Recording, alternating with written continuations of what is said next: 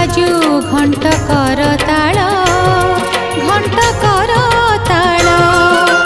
मते शुभुथाए खाली शिव पंचाक्षर शिव पंचाक्षर